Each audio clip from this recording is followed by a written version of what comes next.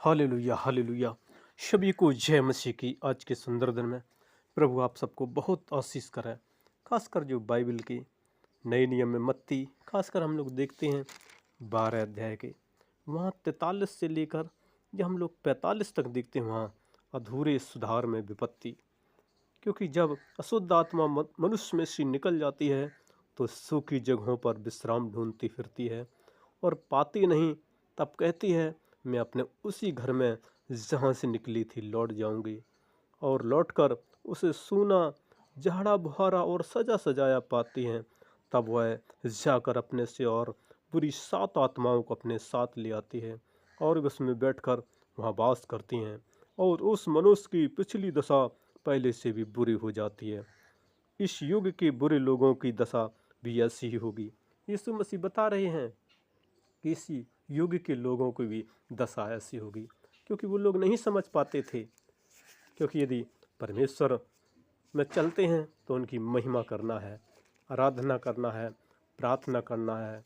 वहीं लूका जब 11 अध्याय के हम लोग 24 से लेकर 26 तक देखते हैं, वहाँ पर भी यीशु मसीह बता रहे हैं यही बात कि जो अशुद्ध आत्मा है जब निकल जाती है तो इसलिए हमें प्रभु में बने रहना है, क्योंकि वो महान परमेश्वर है और वो सर्वशक्तिमान है। वो सारे भूमंडल का स्वामी है। जैसे इब्रानियों 6 अध्याय के जब हम 7 और 8 में पढ़ते हैं, क्योंकि जो भूमि वर्षा के पानी को उस पर बार बार पड़ता है पी पी कर, जिन लोगों के लिए वह ज्योति बोई जाती है, उसके काम में साख पात उग जाती है, वह परमेश्वर से आशीष पाती है। इसलिए हमें प्रभु की महिमा करते रहना है, प्रभु से दूर नहीं जाना है। जैसे दूसरा पतरस 2 अध्याय का जब हम 20 भी पढ़ते हैं, वहाँ पर भी यीशु मसीह का जो भक्त पतरस इस बात कहता है, जब वो प्रभु और उद्धारकर्ता यीशु मसीह को पहचान के द्वारा संसार की नाना प्रकार की अशुद्धता से बच निकले और फिर उसमें फंसकर हार गए, तो उनकी पिछली दशा पहली से भी बुरी हो जाती है। क्योंकि वो धर्म का मार्ग का ना जानना ही उनके लिए भला होता है, कि उसे जानकर उसे पवित्र जो आज्ञा से फिर जाते तो उन्हें सौंपी गई थी। उन पर यह कहावत ठीक बैठती है, क्योंकि हमें यदि परमेश्वर की सच्चाइयों पर चलना है, यदि परमेश्वर में है तो परमेश्वर में रहना है, उनकी आराधना करना है, प्रार्थना करना है, जय जयकार करना है। क्योंकि हमें प्रभु की महिमा करना है, आराधना करना है। क्योंकि जब देखते हैं लोग चंगाई पा जाते हैं तो प्रभु से दूर हो जाते हैं, लेकिन हमें प्रभु में बने रहना है, प्रभु में बने रहना है। क्योंकि वो महान परमेश्वर है और वो कहता है कि मैं तुम्हें स्वर्ग में भी रखूँगा और यहाँ पर भी संभालूँगा और वहाँ पर भी संभालूँगा। इसलिए हमें प्रभु की महिमा करना है, स्तुति प्रशंसा करना है, जय जयकार करना है। 6 दिन काम करें, एक दिन आराधना करें, उनकी महिमा करें, क्योंकि वो अपनी महिमा से ही प्रसन्न होता है। इसलिए हमें अपनी जो सुधार है उसमें करना है।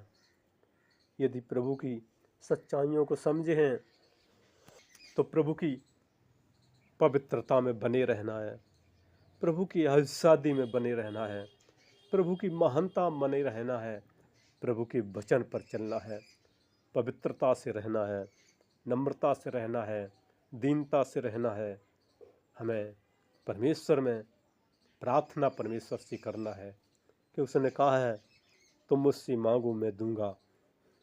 प्रभु शक्ति और सामर्थ्य देता है, क्योंकि वो सारे भूमंडल का स्वामी है, सारे जहाँ का मालिक है।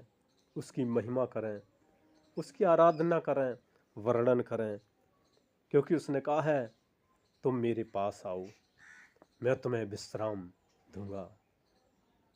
हे बोझ से दबे थके लोगों, मेरे पास आओ, मैं विश्राम दूंगा। उन्होंने कहा है ना मैं धोखा दूंगा, ना कभी छोड़ूंगा। तुमको मैं आशीष पर आशीष करूंगा, तुमको मैं आने जाने में सहायता करूंगा, उठने बैठने में सहायता करूंगा, बोलने चालने में सहायता करूंगा।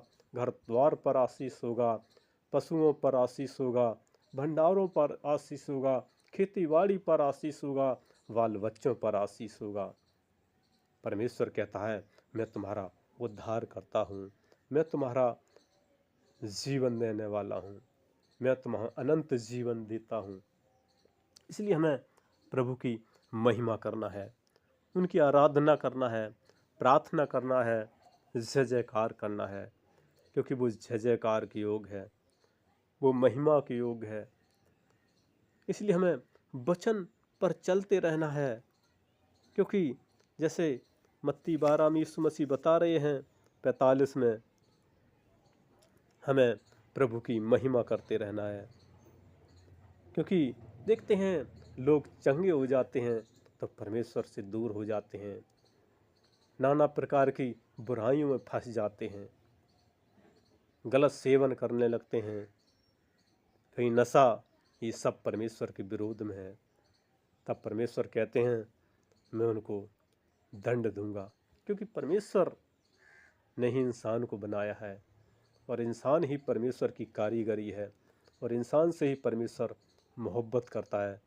क्योंकि इंसान के खातिर ही 2000 साल पहले इस पृथ्वी पर आए थे और उन्होंने हर एक इंसान के लिए उन्होंने बहुत दुख सहा, बहुत दुख सहा, क्योंकि उन्होंने 39 कोड़ों की मार सही, कांटों का ताज पहना, हाथों पैरों में कीलें गाड़ी गई, पसली में भाला सहा, एक एक लहू की बूंद बहा दी।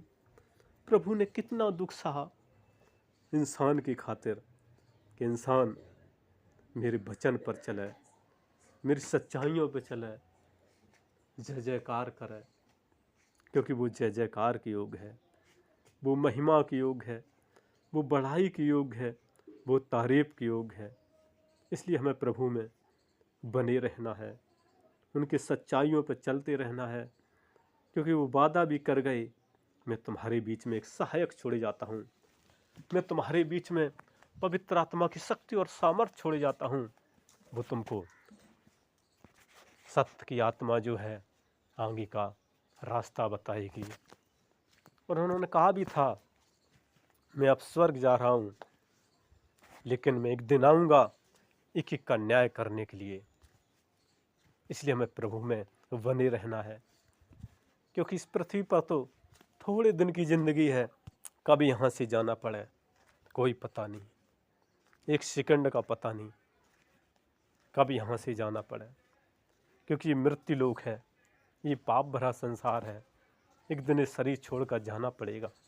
इसलिए हमें प्रभु की महिमा करते रहना है, आराधना करते रहना है, जय जयकार करते रहना है, क्योंकि वो जय जयकार की योग है। इसलिए 6 दिन काम करें, एक दिन उन्होंने जो आशीष का दिन ठहराया है वो संडे का दिन, आराधना का दिन, परमेश्वर की आराधना करें, क्योंकि वो महान परमेश्वर है जिसने सारा भूमंडल रचा। जिधर नज़र उठाकर देखते हैं सब परमेश्वर की अद्भुत कारीगरी है, लेकिन इंसान उन्होंने हाथों से रचा। आदम को उन्होंने मिट्टी से रचा था, सुंदर बनाया था, हाथों से रचा था और कहा था तुम बादशाह है, लेकिन वो भी परमेश्वर से दूर हो गया था। इसलिए हमें यीशु की राहों पर चलना है, प्रभु की महिमा करते रहना है, आराधना करते रहना है। इसलिए हम चलते हैं, प्रार्थना करते हैं भाई बहन बच्चों के लिए, खासकर जो संसार में हैं, यीशु राजा महाराजा, उनके जीवन को आप सलामत रखना, वो आपके वचन पर चलते जाएं, वो पीछे ना हटें, वो अंधकार में ना जाएं। प्यारे परमेश्वर आप उनको थामे रहना, क्योंकि देखते हैं लोग नाना प्रकार के अभिलाषाओं में फंस जाते हैं, बुरे बुरे नशा पत्ते में फंस जाते हैं। प्यारे परमेश्वर हम आपसे निवेदन करते हैं उनको आप बचा लीजिए, आप उनको संभाल लीजिए, अपना सामर्थ्य हाथ बढ़ा दीजिए जो जमी आसमान और पाताल को थामता है। एक एक भाई बहन बच्चे छोटे से लेकर बड़े यीशु मसीह आपके हाथ में देते हैं। धन्यवाद करते हैं, प्रार्थना सुनी और एक एक लोगों को आपने संभाला, इसलिए हम आपकी महिमा करते हैं। और ये मेरी छोटी सी विनती यीशु मसीह आपके पवित्र कदमों में रखते हुए प्रार्थना बड़े विश्वास साथ उद्धारकर्ता यीशु मसीह के मीठे मारक शक्तिशाली नाम होकर मांगते हैं, आमीन। और हमारा अगला वीडियो देखने के लिए हमारे इस नए चैनल को आप लाइक और सब्सक्राइब ज़रूर करें, ज़रूर करें। धन्यवाद, धन्यवाद, धन्यवाद।